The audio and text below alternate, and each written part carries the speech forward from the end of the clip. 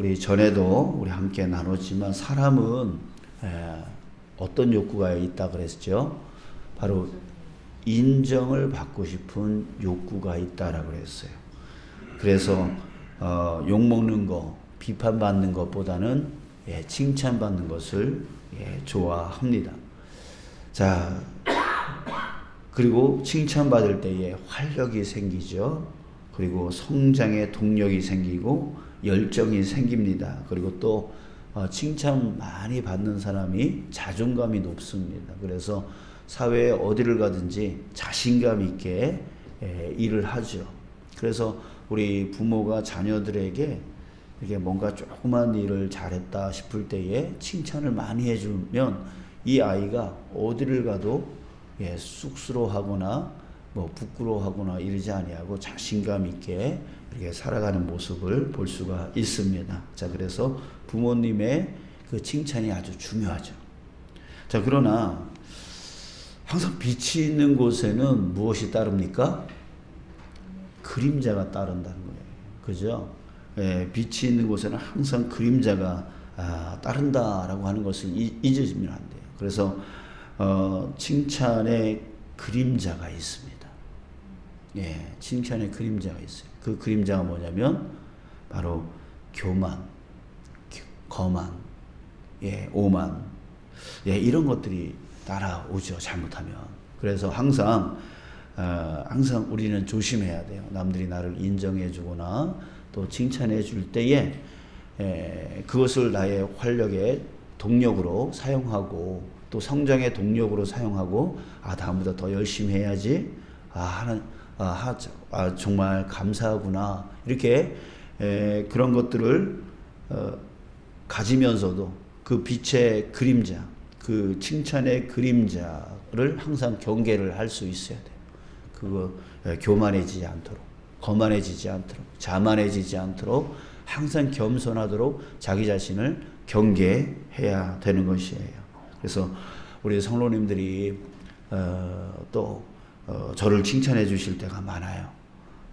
이원철 목사 정말 뭐 이렇게 잘해 뭐 이렇게 등등 그렇게 칭찬해 줄 때 저는 항상 감사하면서도 교만치 않도록 조심해야 된다. 그것을 경계해야 된다.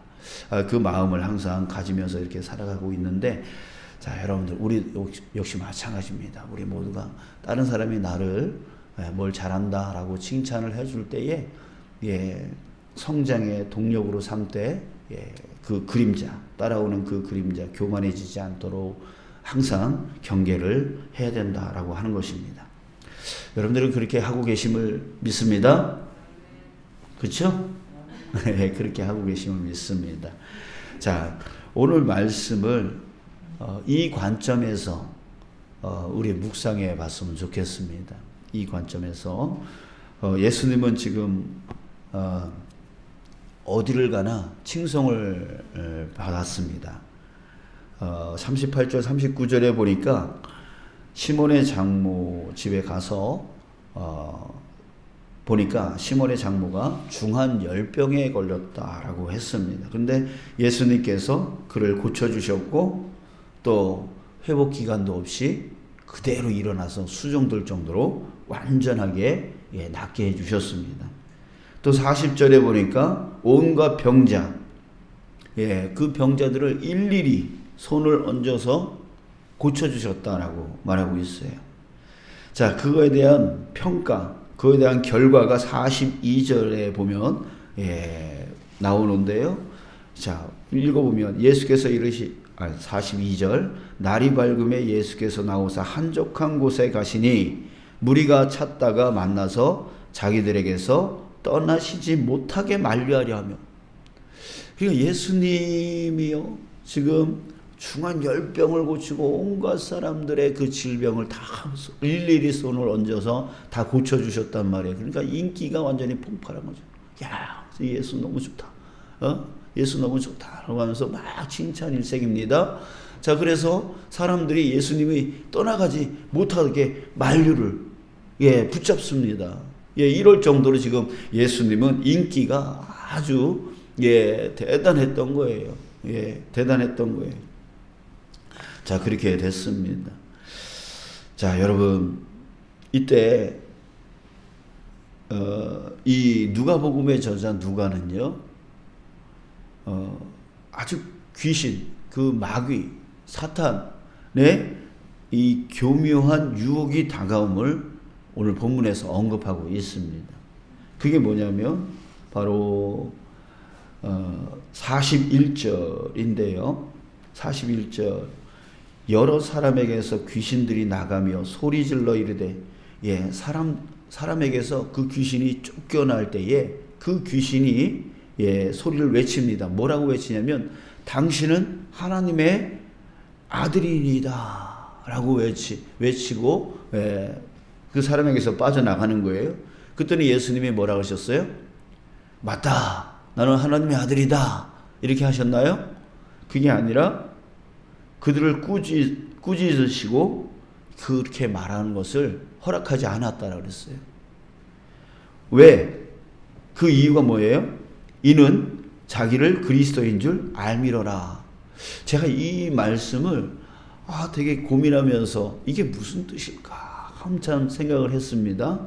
자, 그랬을 때 아까 이 관점에서 우리 묵상해 보자라고 그랬어요. 그 빛의 그림자, 그 칭찬의 그림자로 관점을 보자 그랬어요. 자, 그랬더니 그 관점으로 생각해 보니까 이게 아주 큰 유혹이었던 거예요. 자, 생각해 보세요. 귀신이 예수님 보고 당신은 하나님의 아들입니다 라고 외쳤어요. 이 하나님의 아들이다 라고 하는 것은 뭘 얘기하는 거예요? 그 예수의 권세를 얘기하는 거예요. 권리를 얘기하는 거죠. 당신은 하나님의 아들로서 큰 권세가 있고 그것을 누릴 만한 권리가 있습니다 라고 하는 그런 외침이었어요. 근데 예수님이 그렇게 말하는 것을 막으셨어요. 왜?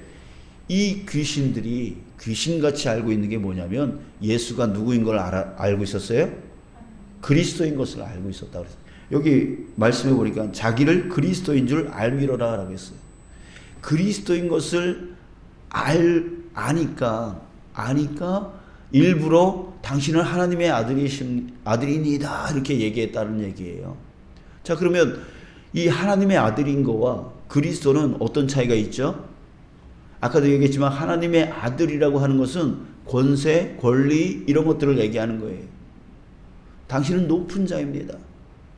당신은 온 세상의 권리, 온 세상을 다스릴 권리가 있는 자입니다. 딱 이렇게 외치는 거죠. 근데 그리스도란 무슨 뜻이에요? 메시아, 기름 부음 받은 자, 보냄 받은 자라고 하는 뜻이에요. 이 말은 무슨 뜻이에요? 사명이 있는 자인 거예요. 그리스도라고 하는 원뜻은 사명이 있는 자라는 뜻이에요. 보내심을 받은 자. 그러니까 하나님이 기름 부어서 뭔가 목적을 위해서, 뭔가 뜻을 이루기 위해서 보내신 자를 그리스도라고 하는 거예요. 그러니까 사명을 얘기하는 거죠. 그러니까 하나님의 아들이라고 하는 것과 이 그리스도라고 하는 것은 정 뜻이 틀린 거예요. 그러니까 이 귀신들이 당신은 하나님의 아들입니다 라고 외쳤던 것은 그리스도인 것을 숨기려고, 그리스도인 것을 감추려고 하는, 그냥 사명의 삶을 살지 못하게 하고 그냥 권리, 권세를 누리는 그런 자로 외치고 있었던 것이죠. 이게 유혹 아니에요? 여러분들, 우리가 삶을 살면서 자꾸만 우리의 사명을 잃어버려요. 그러니까 저는 목사예요. 근데 목사의 사명을 잃어버리면 어떻게 돼요? 안 되잖아요. 여러분들도 장로님이시고 권사님이시고 사모님이시고 전도사님이시고 권사님, 안수집사님, 이런 우리의 직분에 항상 사명이 따라간다고요. 그래요, 안 그래요? 그렇잖아요. 사명이 따라. 근데 우리 사람은 어떤 욕구가 있다고요? 인정받고 싶은 욕구가 있다고요. 그러니까 사명을 잃어버려요, 자꾸. 그러면서 남들이 칭찬해 주는 것에 의시되면서 당신은 하나님의 아들입니다. 이렇게 예수님께 귀신이 외친 것처럼, 야, 당신은 정말 훌륭한 권사님이십니다. 훌륭한 장로님이십니다. 이런 소리 듣기를 좋아한다는 거죠. 그러면서 뭘 잃어버리게 만들어요? 사명을 잃어버리게 만든다. 예, 책임과 의무를 잃어버리게 만들어요. 그러면서 자꾸만 권리, 내가 말이야 목사인데 말이야, 내가 말이야 장로인데 말이야, 내가 말이야 권사인데 말이야, 이런 권리, 권세 이런 것들을 자꾸만 따라가게 만든다는 거예요. 지금 이 귀신은 이 사람에게서 쫓겨나면서 바로 그런 유혹을 교묘하게 하고 있어요. 그거를 지금 누가는 캐치를 하고 그 얘기를 하고 있는 것 같이 보입니다. 자, 그러나 예수님은 어떻게 하셨어요? 그것을 말하지 못하게 하셨어요. 말하지 못하게 했어요. 그러니까 사람들이 지금 예수님을 붙들고 떠나가지 못하게, 당신은 정말 최고의 의사이십니다. 최고의 우리의 왕이십니다. 하면서 예수님을 떠나가지 못하게 막 하고 있는 거예요. 그랬을 때 예수님도 사람으로 오셨다 그랬어요. 그랬을 때 이 유혹에 흔들리겠어요? 안 흔들리겠어요? 이미 예수님은 그 광야 세 가지 시험 중에 하나, 거기서 이 시험을 받은 적이 있어요. 뭐냐면 높은 산으로 데리고 가서 너 나한테 절하면 이 세상 네가 다 다스릴 수 있도록 내가 너한테 다 줄게 라고 얘기를 합니다. 그런 유혹, 자기를 높이고 싶은 그런 유혹을 이미 광야 시험에서 받으셨다고요. 근데 그걸 이기셨잖아요. 이기신 다음에 그 마귀가 잠시 동안 떠나니라 이렇게 끝납니다. 그 이야기가. 잠시 동안 떠났다는 얘기가 뭐예요? 다시 돌아온다는 얘기죠. 다시 유혹한다는 얘기예요. 지금 귀신은 다시 유혹하고 있는 거예요. 그러니까 우리에게 끊임없이 이 유혹이 다가온다고요.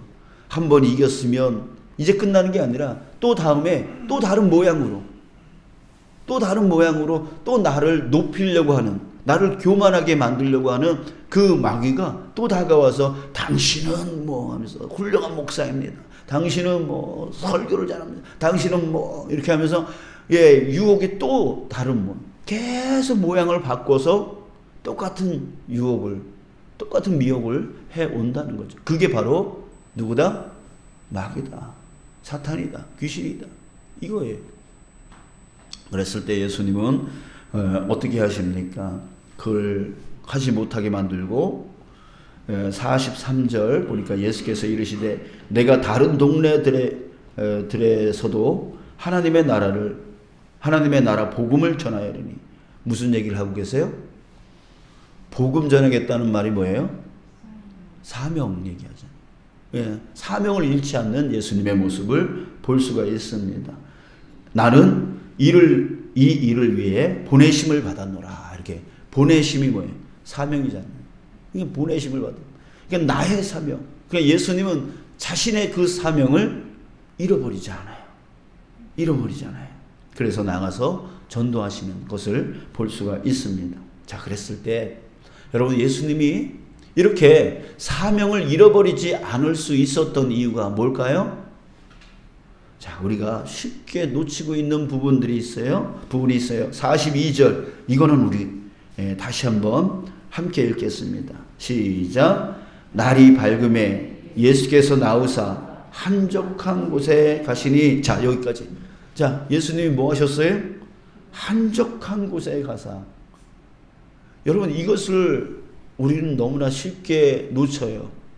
이게 오늘 본문에서 가장 중요한 말씀이 되어지는 거죠. 날이 밝음에 예수께서 나오사 한적한 곳에 가시니. 한적한 곳에 가서 뭐 하십니까? 기도하는 거예요. 기도할 때 어떤 기도할까요? 예수님은 어떤 기도할까요? 이렇게 끊임없이 다가오는 그 유혹을 이길 수 있게 해달라고 기도하실 거예요. 그죠? 자신의 사명, 하나님이 나를 보내신 그 목적에 대해서 다시금 확인하는 시간을 가지실 거예요. 그러면서 이 사명을 끝까지 어떤 유혹이 와도 이 사명을 내가 놓치지 않게 해달라고 하나님의 도우심을 구했을 거예요. 성령의 권능을 구했을 거예요. 그리고 능히 그 일을 감당해 나갈 수 있도록 힘을 달라고 구했을 거예요. 그러면서 하나님과 자신의 관계를 다시금 재확인하면서 친밀한 그런 교제를 나누는 시간을 가졌을 거예요. 그러면서 결코 나를 위한 삶이 아니라 정말 하나님이 내게 이 일을 통하여 보내신 그 보냄받은 그 사명에 대해서 다시 한번 또 생각하고 다시 한번 또 하나님 앞에서 그 사명을 받는 그런 시간을 예수님은 가졌을 거란 말이에요. 그래서 우리 겟세마네 동산에서 예수님이 베드로, 야고보, 요한을 데리고 가셨잖아요. 그랬을 때 그 제자들이 뭐 하고 있었어요? 야, 기도하자라고 하니까 제자들이 뭐 하고 있었어요? 졸고 있었죠? 자고 있었죠? 그랬을 때 예수님이 무슨 말씀하셨죠? 깨어 기도하라.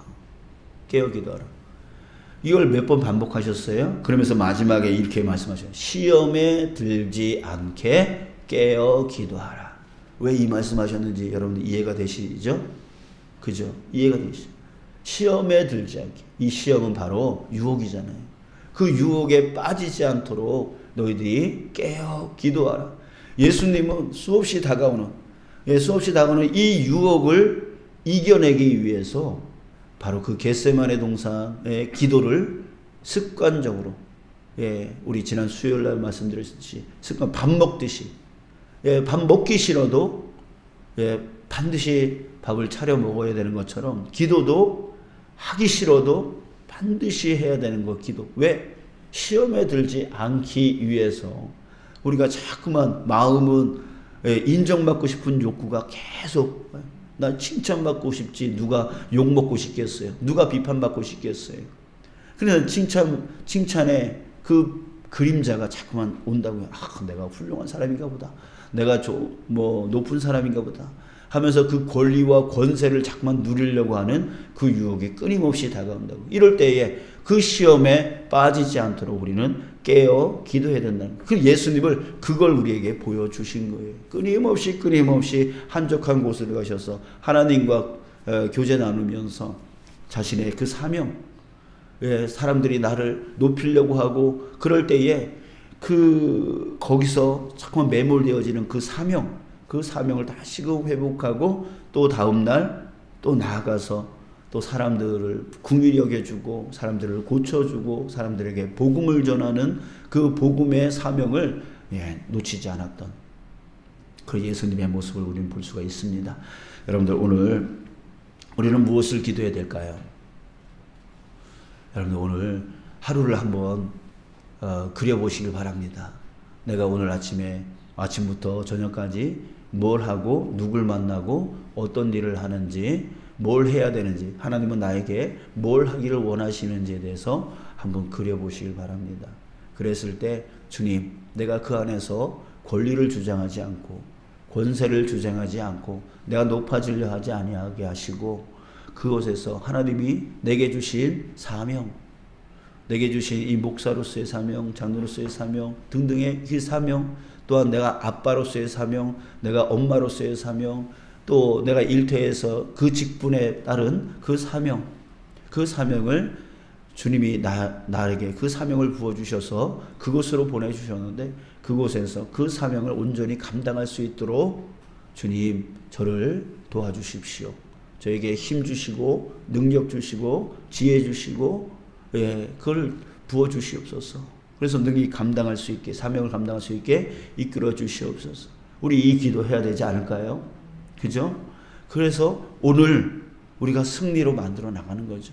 그 승리는 바로 사탄 마귀가 나로 하여금 자꾸만 권리를 주장하게 만들고 권세를 주장하게 만들려고 하고 있을 그때에 우리는 그 사탄 마귀와 싸워 영적 싸움에서 능히 승리하는 거죠. 이게 바로 오늘 우리가 살아가야 될 길이고 삶인 거예요. 여러분 오늘 승리하는 저와 여러분들이 되어지길 주님의 이름으로 축복합니다. 아멘.